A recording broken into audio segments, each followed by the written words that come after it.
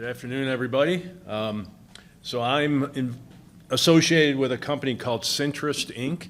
We're headquartered outside Rochester, New York.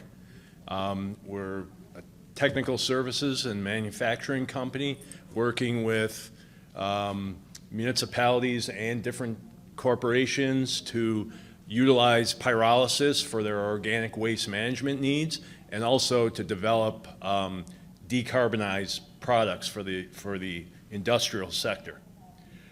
So we've kind of come to the biochar business from the organic waste management side of things. I started working at Rochester Institute of Technology about 15 years ago on various food waste conversion technologies, and that's kind of what led us toward biochar.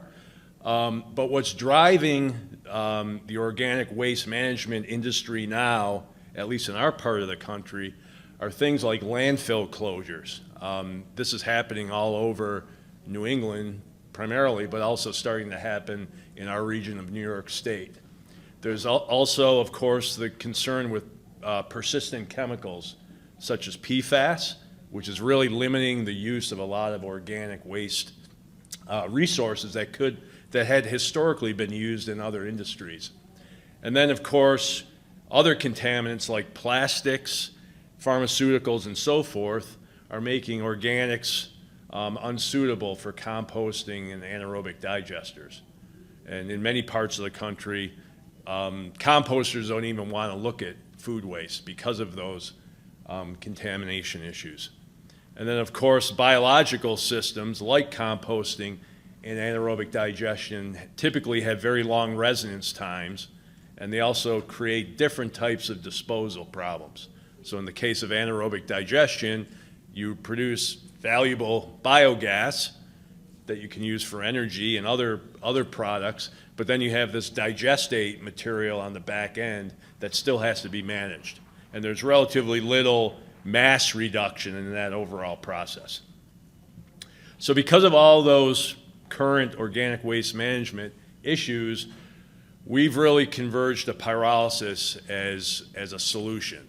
Not the panacea for all of the problems that are out there, but certainly one of the tools that should be in the toolbox and considered as one of the technologies that municipalities and companies should be considering. So the advantages of pyrolysis are certainly obvious to this group, but just to reiterate, mass reduction is a huge one. Mass reductions up to 90% are typical. As the first speaker mentioned, all the evidence now in the academic literature, still more to be done, but all indications are that many PFAS compounds that persist in waste streams are destroyed or minimized upon going through a pyrolysis process. Pyrolysis also destroys plastics and other contaminants like pharmaceuticals and things of that nature that exist in many organic waste recycling streams. And another huge advantage is that the pyrolysis process converts these waste streams in a matter of hours instead of weeks or months, right, when we talk about composting and anaerobic digestion.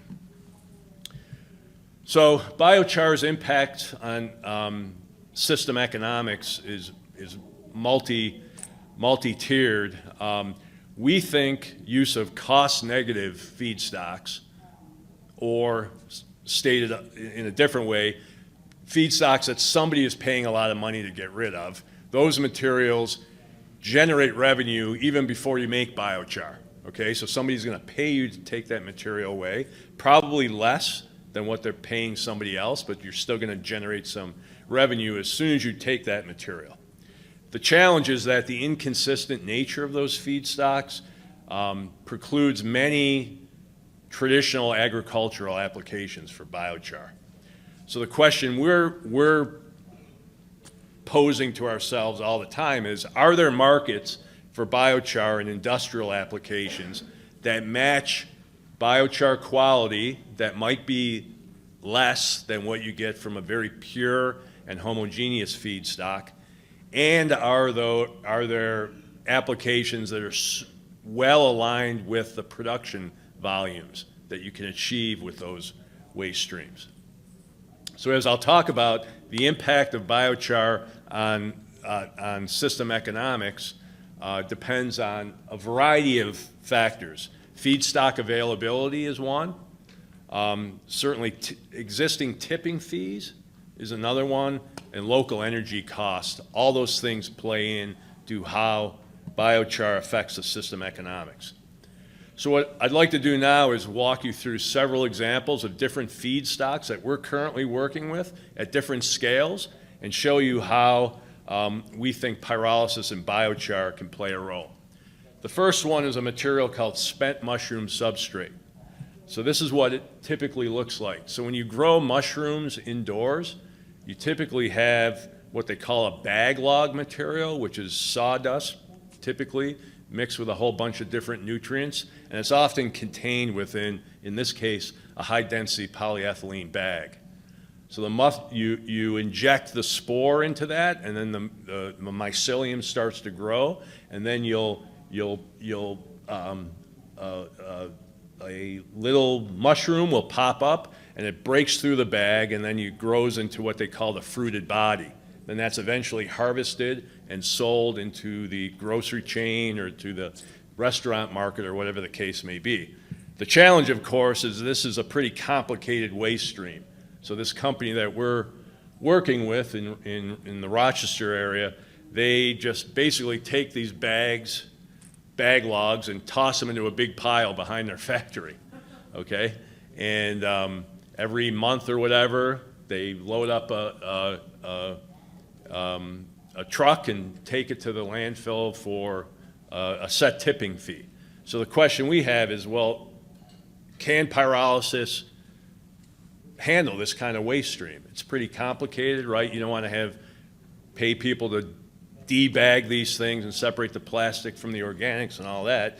So we looked into pyrolysis as a solution here, and it turns out that it works pretty well. Okay, we found that you can start with this so-called spent mushroom substrate, put it through a grinder, pyrolyze it, produce biochar, and then in principle recycle that into the same process. So actually put biochar into that growth medium to produce the next generation of mushrooms, right? In this case, they would be avoiding a landfill tipping fee of $60 now, but that's only going up, right? We believe we can add biochar directly to the mushroom substrate blend and offset some of the expensive ingredients they currently put in. What's interesting is you can actually co-process the high-density polyethylene bags, okay? The addition of 4% by mass polyethylene had no measurable impact on the quality of the final biochar, okay? And there's also the possibility of using waste heat from the pyrolysis process in the mushroom growing facility. So again, we would propose doing this pyrolysis on site at the mushroom factory. And when you do the techno-economic analysis based on 2,000 tons per year, so this is an enormous scale, right? This is from, relative to some of the other speakers that we've heard today, this is pretty small stuff. But even at this scale, both low and high biochar value, as we define 200 and 500 bucks a ton, the economics look decent, like especially at the high biochar value, about 56% of your revenue would come from disposal avoidance, but you'd still have a contribution from the waste heat value and the biochar value, giving you an IRR of almost 22%. So I think any food processing company would certainly think that's a good investment, especially with a 6-year payoff time. So in this case, high biochar value can be achieved by displacing those expensive nutrients in the blend, or even potentially through sale for industrial applications, which I'll talk more about in a little bit. So the second feedstock we're looking at now is biosolids. Dario just gave a very nice presentation at the beginning of this session on this topic. Again, we're interested in this because of what's happening in New York State. We're seeing multiple counties, as I note at the bottom here, announcing closure of landfills. So we're working with a county in western New York with about 110,000 residents. They have multiple wastewater treatment plants that generate in aggregate about 7,000 tons of biosolids a year. Some of the facilities have already invested in drying equipment to get that material to so-called Class A biosolids, which they want to field spread, but there's this lingering concern about PFAS and future regulation, both at the state and federal level on PFAS. There's only one landfill currently in this county, which they just announced 2 months ago that they plan to close it in 2028. So overnight, the tip fee for the biosolids is going to increase by 3 to 4x. They're talking about crazy stuff like taking waste from New York and trucking it to Ohio and Pennsylvania and who knows where, right? So the tip fees are going to go up a lot, and that changes the economic picture. So of course, we're interested in this material as a feedstock for biochar, as Dario talked about at the beginning. So we took some of this material and just did lab production of biochar at 800 C, 10 degrees C per minute ramp rate in a 60-minute residence time. And you can see that you're going to get a very low organic carbon content and a high ash content naturally.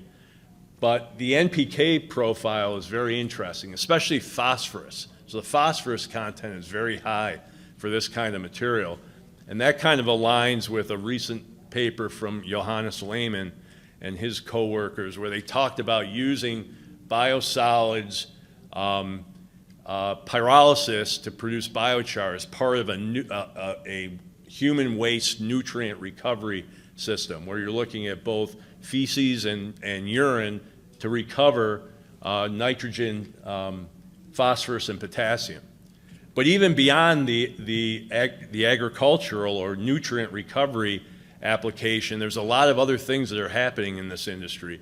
People are using biosolid biochar for filtration and absorption. Dario talked about concrete, which they're already doing successfully, and we're looking at it in the context of other building materials. So again, the nutrient profile is very interesting for certain agricultural applications, but we think there's a lot of potential here as well in the industrial sector. So the third waste I want to talk about is a more specialized waste stream, and this is coffee waste. So this is kind of like a subset of municipal solid waste. If you could envision stripping out this coffee grounds, which tend to be pretty homogeneous, but generated in small amounts in a zillion different locations, right? That's the challenge, is the logistical issues there. But the material itself is homogeneous and actually makes very nice biochar. But in addition to spent coffee grounds, which obviously are generated after you brew the coffee, that's high moisture content. There's also another waste stream that's generated, and that's the so-called coffee chaff. This is what comes from the coffee bean roasting process, and that material is super dry. That's like 5%. It's very papery and fluffy. So you start to think about, well, if these materials exist in a confined geographical region, could you potentially blend them and make kind of unique biochar? And so we did that, and we looked at this kind of at a high level for technical, or rather economic viability. So we looked at the region between Rochester and Buffalo, New York. So if you just go along the I-90 corridor, we identified 306 major coffee shops and fast food restaurants that in aggregate generate around 800 tons per year of spent coffee grounds. So based on the moisture content and an assumed biochar yield, you're talking about 50 tons of biochar a year. There's a very large coffee roaster south of the city of Rochester, and they generate about 55 tons per year of coffee chaff, and that could be converted into 13 tons of biochar. But what's interesting is the NPK profile of this material is nicely complementary to biosolids. Whereas the biosolids is very high in phosphorus, this material would be low in phosphorus, but you see very high in potassium and organic nitrogen. So this could nicely align with the biosolids material for potential agricultural applications. But again, we always come back to the same question: are there potential industrial applications if the agricultural demand doesn't materialize? And we think the answer is certainly yes. And this application is related to what Dario talked about earlier. We have successfully integrated 10% coffee waste biochar into polylactic acid, which is a biopolymer. So going through this process of first drying, pyrolyzing, and then doing a thermoforming operation, we showed that we could produce a viable prototype of a coffee cup lid. Okay, so this is a nice circular economy model where we're taking coffee waste and producing a coffee cup lid from that same material. But I mentioned before that we're only talking 50 tons of biochar, which is, doesn't sound like that much. But when you look at it for this application, it actually turns out to be a pretty significant amount. If you look at a coffee cup lid, 80 millimeter lid is about 2.8 grams. At 10% loading, which would be 0.28 lids with 50 tons of biochar, again, just produced in the Western Corridor in New York State, that's 180 million coffee cup lids. Okay, so it comes back to kind of mapping your waste resource to your ultimate application. For agricultural needs, 50 tons of biochar doesn't sound like that much, but for this specific application, we think that could work quite nicely. So I also just wanted to talk about biochar from contaminated organics, because this is a huge problem, right? All that material that goes, all the organic material, which is somewhere around anywhere from 40 to 70% of what goes into a landfill is organics, but most of it is contaminated. Okay, so if there's logistical barriers related to feedstock collection, like would be the case in spent coffee grounds, where again you have small amounts of waste generated in many, many locations, or if the scale is not big enough for your application, or the feedstock has to be very consistent, maybe you can look at these larger scales that could be achieved by using feedstocks like municipal solid waste, where there is no valorization option currently. You're going to send it to landfill or there's nothing else, right? Could pyrolysis fill the role of being the valorization technology for that? And can biochar from these contaminated or heterogeneous feedstocks be suitable for some industrial applications? They probably will never be suitable for ag, but in industrial applications they might be. So in that context, I would encourage you to take a look at the poster that will be presented later this afternoon. Sachin Bide, who was supposed to be here but was not able to attend, but my colleague Ivan Hernandez will be presenting this, and we'll talk more about what we're doing in using these kinds of biochar materials in industrial applications. So kind of close things out here, I just wanted to talk about the kind of the longer term vision here is using pyrolysis as part of a bioindustrial hub. And basically what that means is a system that uses multiple feedstocks with multiple conversion technologies to generate multiple co-products, right? So in this case, we're talking about all of those organic waste materials now that don't have a home. So you could think about waste from food processing plants, digestate from anaerobic digesters, dairy manure, right? There's concerns about field spreading dairy manure because of phosphorus runoff. So that you're going to need alternative technologies there. Of course, there's lots of food waste, Lawn and tree residue, we've heard a lot about that today. Excess recyclables. There's only so much of a market for waste cardboard. And the more Amazon deliveries we get, the more waste cardboard we're going to have. All of those materials could, in principle, be combined and integrated in a bioindustrial hub with pyrolysis at the core, okay? And from that, of course, we know we can get all kinds of co-products, from syngas that can be used for renewable diesel, used directly for heat, or converted in a gen set for electricity. We can generate hydrogen, of course, NPK that we talked about. And then biochar is obviously one of the biomaterials that could come out of that. But it's only one, right? We have to think in terms of co-production or co-generation. Biochar can be part of and a major part of this ecosystem, hopefully, but it doesn't necessarily have to be the only product that we talk about. Okay, so in closing, just to highlight some of the points I'm making today, we have a lot of forces that are driving the waste management industry. And I mentioned landfill closures, concerns with PFAS and other contaminants, and we believe those things are only going to become bigger factors in the future in North America. Cost-negative feedstocks, again, those that somebody is paying a lot of money to get rid of, we think they can provide opportunities for economically viable biochar production at multiple scales. This can be done at smaller scale when the economic conditions are right. On-site demand has on-site demand for biochar and waste heat enhance the system economics. But more work is needed to develop industrial markets for biochar derived from heterogeneous feedstocks. And the last point I would make, directed toward the pyrolysis system developers, is that we need systems that can handle multiple feedstocks. That is, feedstocks that are either blended or time variant, right?